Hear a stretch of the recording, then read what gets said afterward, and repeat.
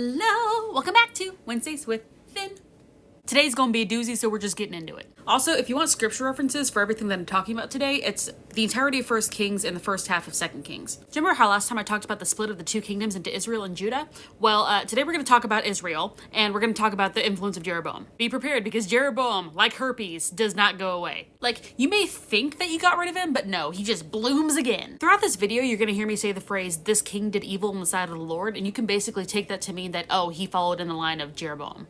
Symptoms of being like Jeroboam may include setting up some random dudes to be priests in the house of God rather than Levites, erecting altars to false gods, creating false gods, creating religious festivals on a whim, physically threatening the prophets, and once again, appointing literally anyone who wanted to be a priest at the high places. The problem with all these men doing all this evil on the side of the Lord is that the nation of Israel saw what they were doing and also did this, so they led the entire nation astray. Jeroboam's genetic line was completely wiped out, but his influence was seen for generations. Speaking of Jeroboam's genetic line, king number 1 is Nadab. Nadab ruled for only 2 years, a pattern which you will see repeated. He was the son of Jeroboam I and was cited as having walked in the ways of his father, which basically means he did all that I said before. He was struck down by this guy named Baasha from the tribe of Issachar. Remember how we were talking about Jeroboam's genetic line? Well, the second Baasha took the throne, he wiped it out. Bye, Jeroboam. The next king is Baasha. Baasha continued Jeroboam's grand religious traditions in Israel, only worse. Baasha reigned in Israel for 24 years and did evil on the side of the Lord for all 24 of them. Baasha was so evil that the word of the Lord came to a man by the name of Jehu, saying that anyone who belonged to the house of Baasha would very soon be fed to dogs and birds as carrion. This, incidentally, was also the fate that the house of Jeroboam met.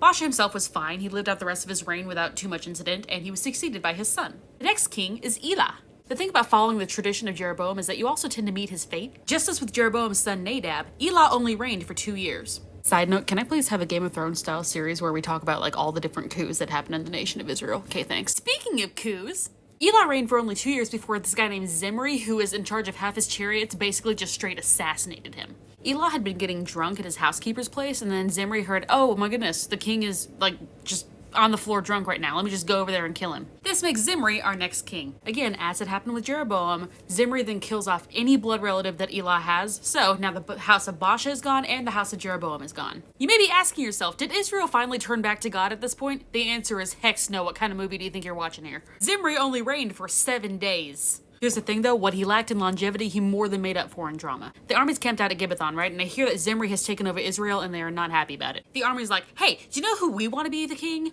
Our commander, Omri. At this point, because the two kingdoms had split, the actual seat of the thronage in Israel was in Tirzah. And so that's where the army marched. They marched down to Tirzah and they lay siege to the entire city. Zimri, upon seeing that his city has been laid siege to, goes into his palace and sets the whole thing on fire with him in it. You may be thinking to yourself, wow, this is a good cutoff point for all of this shenanigans, and Israel can now get back to worshiping God and putting the Levites back in charge of the temples and actually following the law. Oh, you sweet summer child. After Zimri's hasty exit, the kingdom once again split into 2 factions between Omri and this guy named Tibni. Omri's faction won, making him our next king. Omri reigned for 12 years, 6 in Tirzah where the other kings had ruled, but 6 in the newly acquired Samaria, which he bought from this guy named Shemer for 2 talents of silver. Omri is yet another king who sinned in the eyes of the Lord. As a review, remember, that means he did not respect the priests in the high places, he did not respect the Levites, he erected temples to false gods, he created false gods, he allowed basically anyone who wanted to be part of the priestly class, so he was not doing well. In addition, he fathered Ahab. Yeah, that Ahab.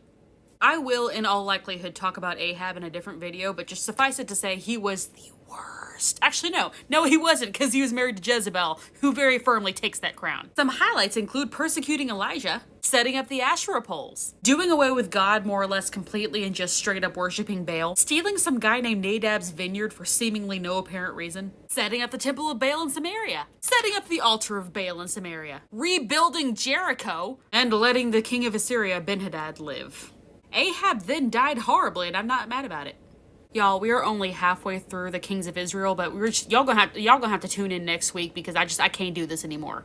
Ahab, what is wrong with you? If there's a lesson to be learned from all this buffoonery, it's this: what you sow will grow.